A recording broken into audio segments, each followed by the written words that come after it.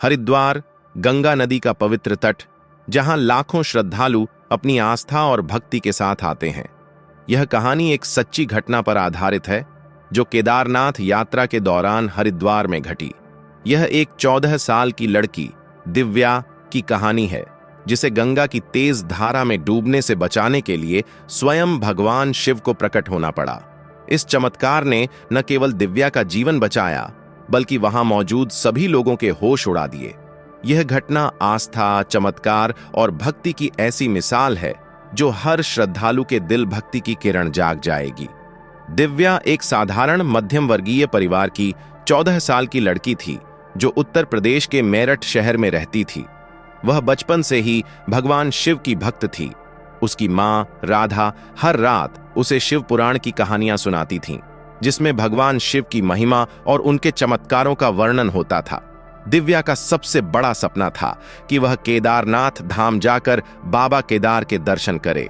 उसने कई बार अपनी मां से केदारनाथ यात्रा की जिद की, लेकिन परिवार की आर्थिक स्थिति के कारण यह सपना हमेशा अधूरा रह जाता। 2025 की गर्मियों में दिव्या के पिता राजेश ने अपनी बचत से परिवार के लिए 4 धाम यात्रा की योजना बनाई। यह खबर सुनकर दिव्या की खुशी का ठिकाना न रहा। वह रात भर जागकर यात्रा की तैयारियों में लग गई। उसने एक छोटा सा डायरी बनाया जिसमें उसने हरिद्वार, गौरीकुंड और केदारनाथ के बारे में जानकारी लिखी। उसकी मां ने उसे एक छोटा सा शिवलिंग दिया जिसे वह हमेशा अपने पास रखती थी। दिव्या का मानना था कि यह शिवलिंग उसकी रक्षा करेगा। जून 2025 में दिव्या और उसका परिवार हरिद्वार पहुंचा। 4 धाम यात्रा की शुरुआत गंगा स्नान से होती है और दिव्या इस पवित्र अनुष्ठान के लिए बहुत उत्साहित थी। हरिद्वार हर की पौड़ी घाटों पर सुबह सुबह गंगा आरती के बाद परिवार ने गंगा स्नान का फैसला किया। गंगा का जल उस दिन सामान्य से अधिक तेज था क्योंकि मानसून की शुरुआत हो चुकी थी। दिव्या ने अपनी मां के साथ गंगा के किनारे उतरकर स्नान शुरू किया। वह बार बार हर हर महादेव का जाप कर रही थी। उसकी मां ने उसे किनारे पर रहने की हिदायत दी, लेकिन दिव्या की उत्साह में कमी नहीं थी। वह गंगा के जल में थोड़ा और आगे बढ़ गई, यह सोचकर कि वह गहरे जल में डुबकी लगाएगी। तभी अचानक एक तेज लहर आई और दिव्या का पैर फिसल गया। वह गंगा की तेज धारा में बहने लगी।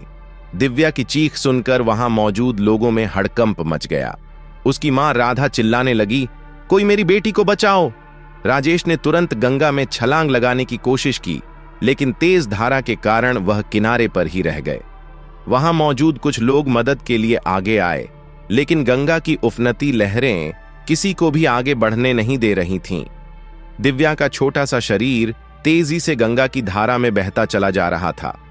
वहां मौजूद एक बुजुर्ग साधु जो हर की पौड़ी पर ध्यान मग्न बैठे थे, अचानक उठ खड़े हुए।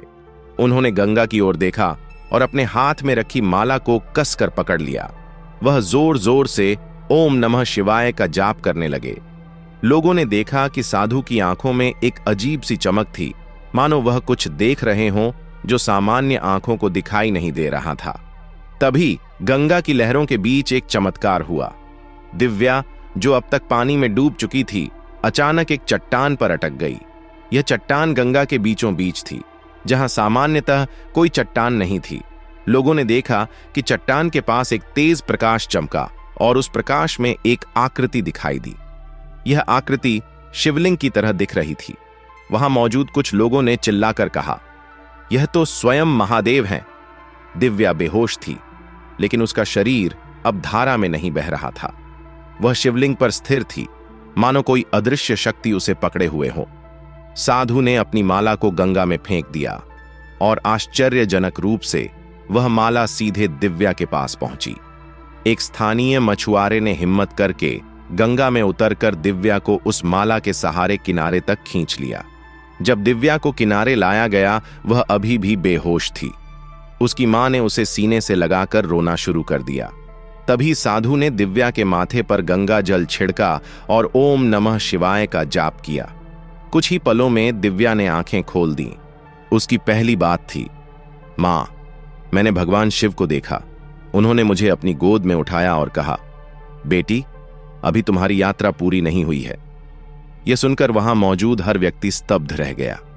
कुछ लोगों ने उस चट्टान की ओर देखा जहां दिव्या अटकी थी, लेकिन अब वह चट्टान गायब थी। गंगा का जल फिर से सामान्य हो चुका था। साधु ने शांत स्वर में कहा, यह महादेव की लीला है। जो भक्त सच्चे मन से उनकी शरण में आता है उसे वे कभी निराश नहीं करते। दिव्या ने अपनी डायरी में उस घटना का वर्णन लिखा। उसने बताया कि जब वह गंगा में डूब रही थी तब उसे लगा कि कोई उसे अपनी बाहों में उठा रहा है। उसने एक तेजस्वी पुरुष की आकृति देखी जिसके माथे पर त्रिशूल का निशान था और जिसके हाथों में एक डमरू था। उस आकृति ने उसे चट्टान पर रखा और कहा, तुम्हें अभी केदारनाथ जाना है, मेरी कृपा तुम पर है। इस चमत्कार के बाद दिव्या और उसके परिवार का उत्साह दोगुना हो गया। उन्होंने हरिद्वार से गौरीकुंड तक का सफर तय किया। गौरीकुंड से केदारनाथ तक का 18 किलोमीटर का पैदल रास्ता कठिन था, लेकिन दिव्या को हर कदम पर लगता था कि कोई अदृश्य शक्ति उसका साथ दे रही है। केदारनाथ पहुंचकर जब दिव्या ने मंदिर में प्रवेश किया तो वहां के पुजारी ने उसे देखते ही कहा, बेटी, तुम पर बाबा की विशेष कृपा है। दिव्या ने जब अपनी गंगा स्नान की घटना सुनाई तो पुजारी ने कहा, यह कोई नई बात नहीं है। बाबा केदार अपने भक्तों की रक्षा के लिए हर रूप में प्रकट होते हैं। मंदिर में दिव्या ने भगवान शिव के ज्योतिर्लिंग के दर्शन किए। उसने अपने छोटे से शिवलिंग को मंदिर के शिवलिंग के पास रखकर प्रार्थना की। तभी अचानक मंदिर में एक तेज हवा चली और दीपक की लौ और तेज हो गई। वहां मौजूद सभी श्रद्धालुओं ने इसे एक और चमत्कार माना। दिव्या की घटना हरिद्वार और केदारनाथ में फैल गई। इस घटना को गंगा का चमत्कार का नाम दिया। दिव्या की कहानी लाखों लोगों तक पहुंची। लोग इसे भगवान शिव की कृपा का प्रतीक मानने लगे। कुछ लोगों ने तो यह भी कहा कि वह चट्टान जो गंगा में प्रकट हुई थी स्वयं शिवलिंग का रूप ही था।